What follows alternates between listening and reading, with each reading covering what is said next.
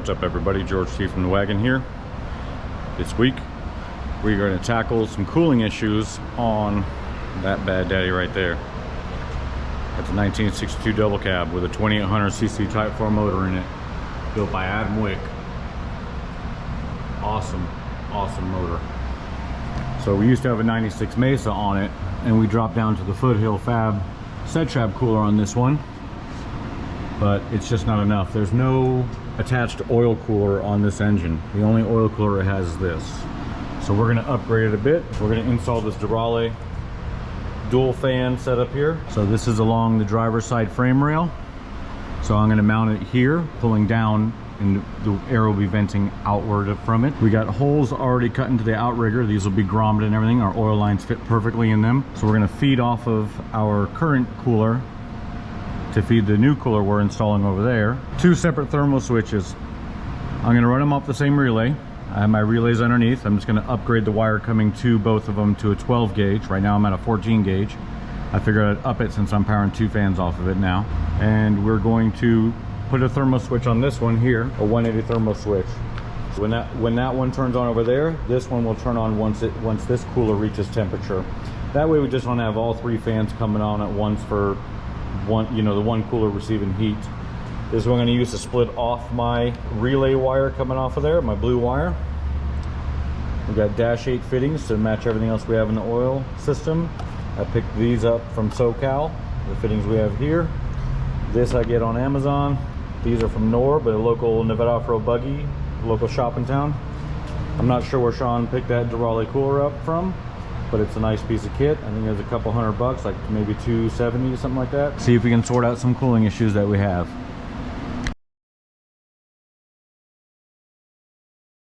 I initially built this bus in 2000, I'm gonna say 2008 or 9. And we just revamped it almost a year ago exactly. 17-inch detailed Fuchs. We painted his rotors, added on the vented rotors on there. I'm sorry, we painted his calipers, and then we added on the zinc plated crossroad slotted rotors on all four corners. This is a Wagons West front suspension. We got 4 1/4, I believe, welded drop hybrid 944 old speed spindles in the front. That was a mouthful, holy. On this one we got an Artigas built gearbox. This is the exact same gearbox that I have in my bus as far as the internal gearings of it. This one has a Rhino case, and I believe he may have an FTC main shaft. This one's on old speed drop plates in the back. You remember those? I had those on Dunkels as well. A1 Sidewinder done by Tiger over there. In my opinion, the best exhaust you can run, period, end of story. We got Jack Schicchetti worked 48 IDAs on this motor.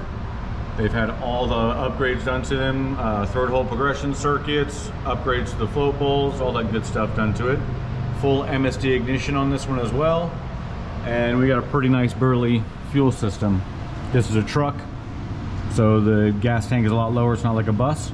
We got all dash 8 line coming out to it. We got an inline filter right here. So you basically just unscrew this and that's your fuel filter. Available at Napa, the filter, so it's readily accessible anywhere you're at in the country. We got a Holley pump over here, and it is in a loop system, thanks to Russell at Old Speed. He taught me that trick. Loop your fuel systems. That's what cools the pump, the fuel going through it. And then we got a regulator, aeromotive regulator on the back firewall up here. Don't know how well you can see that, but back there we have the whole fuel regulator, everything like that needs to go to it. Everything on this, between breather, oil, and fuel system, everything is AN. Everything is push lock hoses. We did a little fuel shutoff right here that's in line to it. So you just turn that up and it shuts your fuel off for the fuel system if you have to do anything, remove the pump, anything like that. You see there, we got the Old Speed mid mount. That Foothill cooler is awesome. I really like that. Super sick set trap. Unfortunately for our application, without an existing oil cooler on the engine, because that poor shroud, that's all that's cooling the engine oil, and it's just getting overwhelmed. We got 2800 cc's. With power comes heat, so That's why we're doing this video. We're gonna upgrade this to the dual cooler. We run soft mounts on everything. I get those from Russell Old Speed as well. They're the 211 part number. They're actually VW Audi cradle mounts and VW Audi nose cone mounts. In conjunction with the soft mounted mid mount, you don't get all the vibration and rattle of a big motor, gearbox, all that stuff coming through your drivetrain. So makes for a much nicer driving experience. First thing when we're doing an oil cooler install is once we have placement, we know where we want it. We're gonna hold it up in the body there. I get 3/4 flat bar, and we're gonna span this here. And so when this is in place here, that's where our cooler is gonna mount to. We're gonna mark it, drill holes in it, weld captive nuts on the backside. So once again, serviceability is important to me. I only want to use one tool to take this out. This bar will get welded to your frame pieces here. So another thing that we've done here is we've gone in here and cleaned everything off of this channel here. Anywhere I'm gonna weld needs to be nice, clean, bare metal. We've cleaned the inside lip there. Once we actually get our support bars welded in place, we're gonna hit all this with a spray paint to make sure we don't get any corrosion, because we've added exposed metal to this. So here's my flat bar. We've held everything in place and had it all where we like it. And I've marked my first mark there. Second mark is here. And we have an arrow pointing to the front of the bus, so we know where it's at in relation to the vehicle. Also on our cooler, I've marked it out with front, arrows going front and rear there. So when we put everything together on this, we know where we're at with that as well. All right, so once we've determined where our hole is gonna go in our flat bar, remember this flat bar is gonna get welded to the body. We put our holes through it, we hard mount it to our cooler. We got some welding fire blanket we're gonna use there to protect our cooler, and we're gonna tack these into place. We're gonna repeat the same exact process over onto the other side.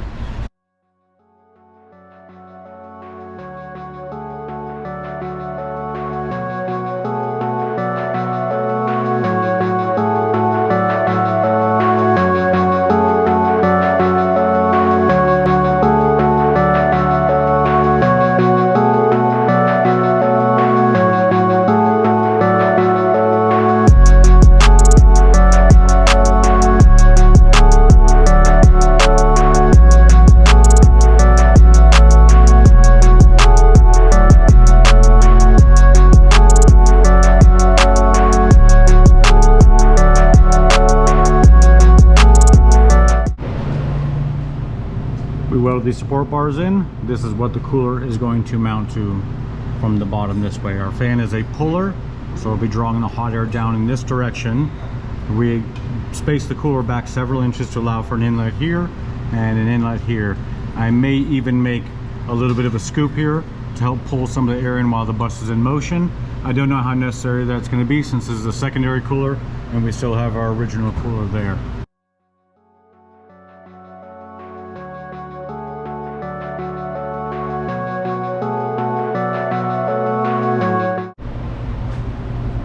There we go, everything is welded in, welds ground down, and we're all painted everywhere.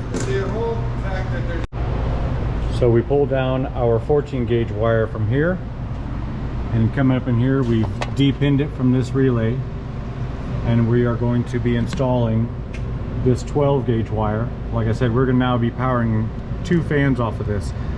Up there we have 30 amp relays, so it can definitely handle the fans without a problem. But I just want to up the gauge of the wiring since we're going to be controlling 3 fans now. All right, so after painting it, we mounted the cooler in place. We're going to connect these to each other. So we have one positive, one ground that's going to control both fans. We got our Setrap thermo switch installed in line on it, and we got our 90-degree fittings in place. Okay, so up here we have our bank of relays. So you can see that I've put the 12 gauge wire. It's now coming across here. It's all zip tied nicely up here. I got it here, and this is where I'm going to split it. We're going to use an original VW Y connector to split that off there.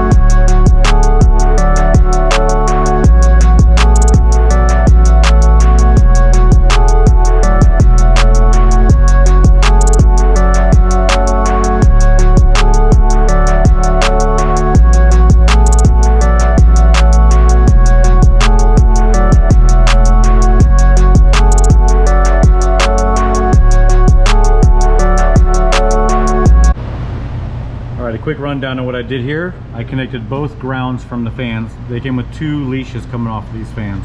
So I've combined them to be one ground here, and that's going to my thermostatic switch here, which the other side is grounded to chassis right here. Now this is my supply wire for power. Once again, both leashes combined to one, and this one wire will go to my power supply. Both fans will turn on at the same time, and they will only turn on when this reaches 180 degrees, and this is now a ground switch. So it's when it completes the circuit, the fans will turn on. All right, so we are completely wired up right now. Ground there. Came up on the other side of the frame here. Just tagged it along there, punched through with that, and then we're connected to our 3-way here. This is our main power coming off of our relay, and I have it split to both fans. So pretty simple. I also like using these connections. First off, they're what VW used on theirs originally, and they make it to where if I gotta pull this cooler, I can pull that spade off, cut these zip ties, and the cooler will drop with it, and I don't have to rewire it again. It'll come right back in. So what's left to do on it now is the oil lines, and unfortunately, I gotta go tonight. It's my buddy Kier's birthday, and we're gonna go over and celebrate with him. That's where we're at, and I'm gonna finish this up tomorrow. Back at it the next day. Now we got to finish the oil lines part of this. We're going to disconnect this is the return line, and that's the line we're going to remake. So we got to take this protective sheeting, there, and transfer it to the new line, and then we're going to make a whole new long line, have it go all along up there where we have it tucked away, and coming back to the motor. First thing we're going to do is disconnect the line from the motor. Take all these hold downs off. As you see, I do a very thorough job of trying to keep these lines in place. You don't want to move around because that sucker spins and this thing articulates as the suspension's traveling. The last thing you want to do is snag an oil line and ruin it. That'll ruin your day, ruin your bus, ruin your motor, ruin all kinds of things.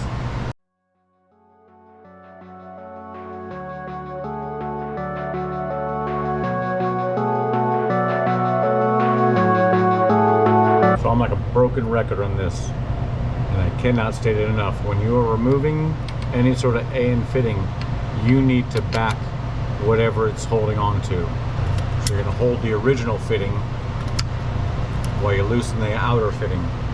That way there's no chance of damaging that cooler. Get yourself some AN wrenches if you do a lot of AN lines.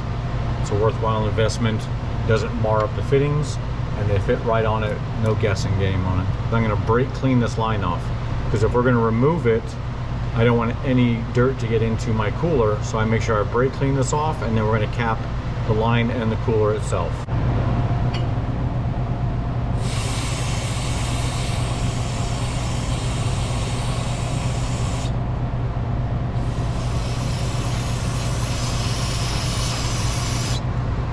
Once you've got them loosened, you should be able to undo an AN fitting by hand. You shouldn't need tools on it the whole way. If you have, you most likely marred that fitting up. I'm going to worry about plugging the cooler off before the line, because the line I'm actually going to drain. So the line I'm going to pull off, drop it into there so it's draining, and I want to cap off my cooler, give it a little bit of cleaning, just so we're not dealing with the oil lines when we take it out. When I get it disconnected from the engine on this side, then I'm going to drain the line completely. We're going to build a new line, and when we get everything connected, we actually pump oil through everything and pressurize the whole system.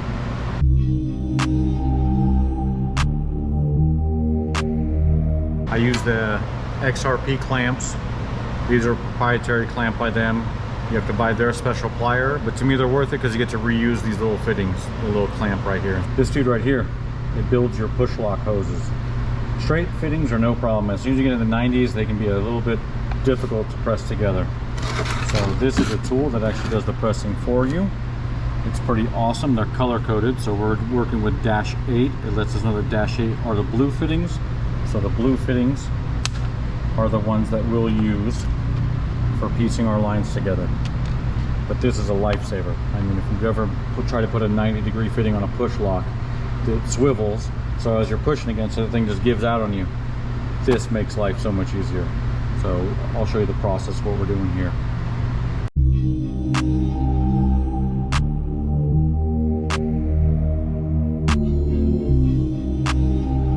All right, so this is the line that I removed out of the vehicle, and I was intending to use it. And if you look at my line to mark it, it's right there. Just not comfortable with that. This is running a little too close. I think I'm just gonna make a whole new line entirely. Just to be on the safe side, I'd rather err on the side of caution. I'd like to add an inch to it, which means it'd be going in the old location. You can't disconnect this. This has to be cut off.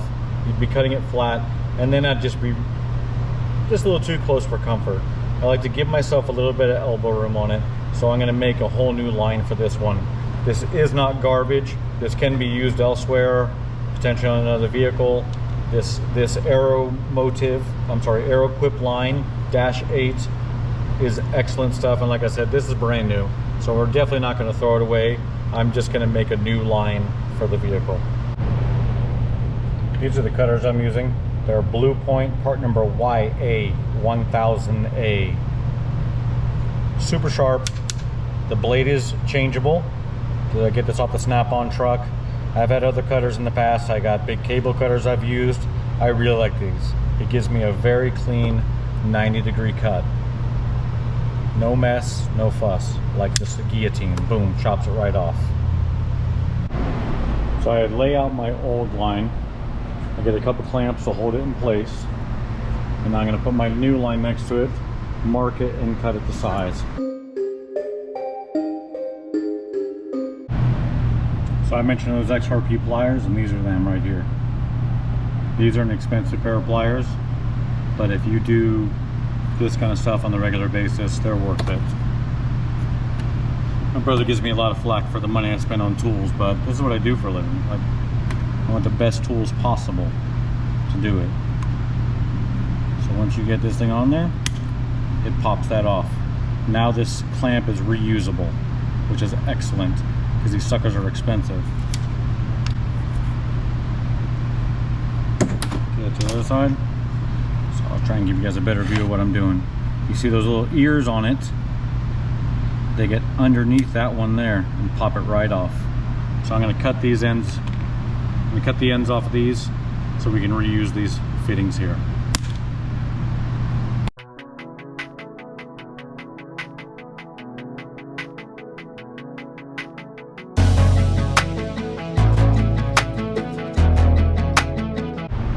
So you saw that there, that was pretty neat. So on these push lock fittings, there's a real slight divot right there. It's really hard to see on the camera, but that's where you're gonna set these clamps up. So put it there. So you can see in this fitting, that's not covered by a hose. That's what you're trying to do, is put it onto this space right there. And this tool is freaking awesome. So you use the blue adapters for our -8 line on a 90 fitting, and it backs it there. You lock that in place, and then you lock, these jaws will clamp onto your hose, and then you're turning this 18mm here to draw it into that fitting. I use a little bit of moly grease on them just to lube the hose. When you do these by hands, a lot of times I'll hit it with a heat gun, but when you have this tool, you really don't need it. Freaking awesome.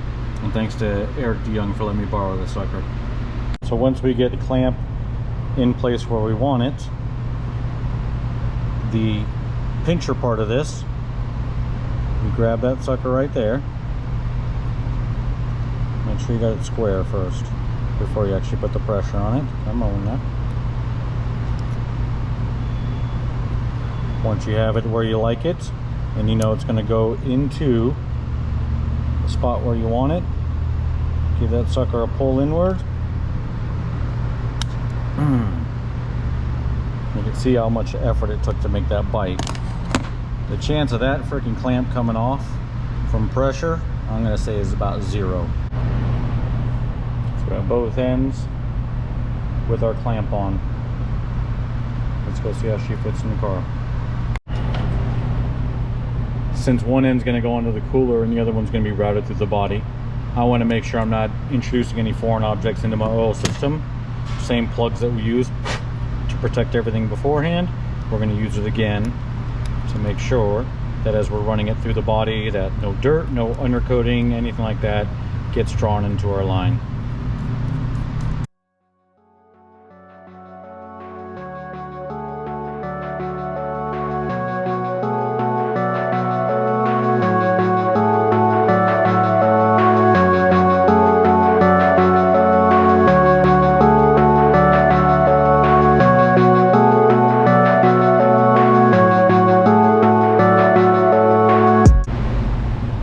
So this right here is a silicone and like fiberglass mix hose protector basically, and this is -8, so it's a very snug fit. So you want to put this on the hose before you actually build the line, because once you get fittings over the end of it, you won't be able to slip that sucker over. We got to make a line that goes from the motor all the way to that back cooler for the return.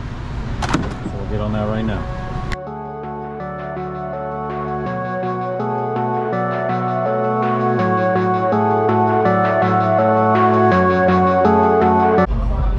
We got the straight fitting on there, and the clamp already on, and our protective sheathing. So I'm going to go put on the car so we can size up the other end.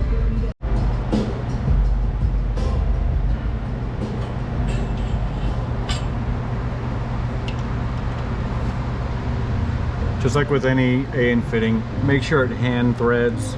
Don't ever try to force it on. This sheathing is protected if it were ever to fail and fall in the exhaust. So you want to make sure you have it in an area that's where it'll be protected. So if this thing ever fell, we want that sheathing to be where the exhaust would be on the downfall. So we have enough brackets and braces holding this in place. There's no way this thing should ever fall onto that header. But we put this on as a safety precaution, just to make sure. I got my straight fitting on there. So I'm going to start putting these back on. Okay, these are -8. They're specifically made for holding lines in place. So I'm going to go back and put them all here, get the line exactly where I want it. We're going to go through this outrigger, and then we're going to actually build, we're going to put the 90-degree on outside here.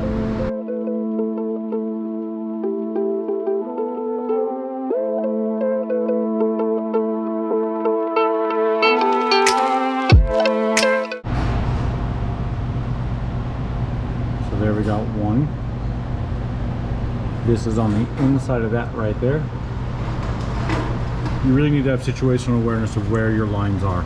You don't want it rubbing or touching anything that could potentially wear through it. You don't want it to be anywhere near this tire. I mean, I got a fist spacing between the two, and it can't pull over that way. We got another tie down here and another one here. So as you can see, I'm here dangling. So we still need to run it through the frame and then make our end connection there.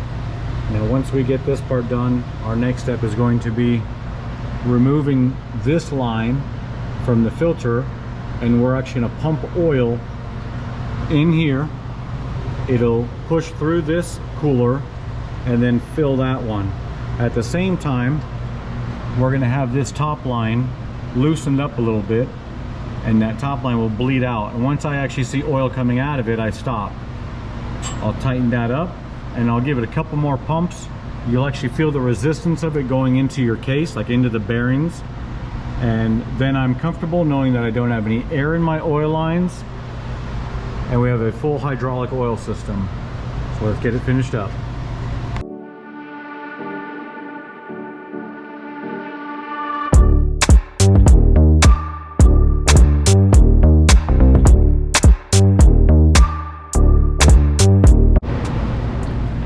I got one grommet that does not match,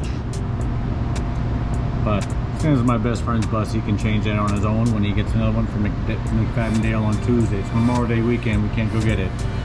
I'm out of the XRP clamps. I only had one extra, so we got a regular clamp on this. This is temporary. Once the XRPs are back in stock, we'll swap that out for it. Now we're getting ready to pump some oil in it. All right, this is our fancy technology. We have a transfer pump with an AN fitting on it connected to the outlet of the filter. As you see, it's disconnected there. So we are pumping into our first fitting on the cooler over here. And then it's gonna pump out of this and into our new cooler. So we're gonna pre-load the system right now.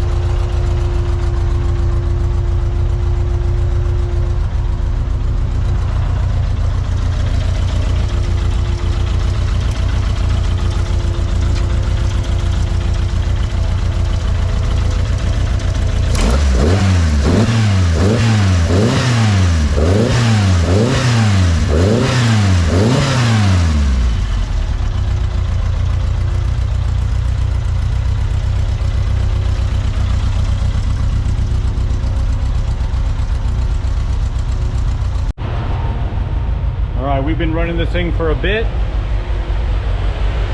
got this fan set as on. So there's a puller. It's pulling the air down. And it shut off just now because it reached temperature.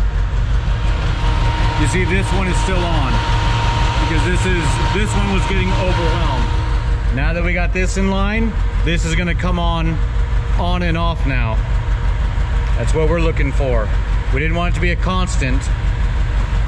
I want it to be thermostatically controlled, and now it should turn on and off as the motor needs it. That's awesome. All right, so we've already had them cycle once. We'll hold up that throttle a little bit just to see if we can get it to come on again.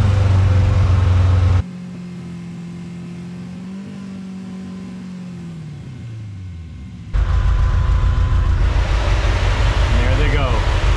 Awesome.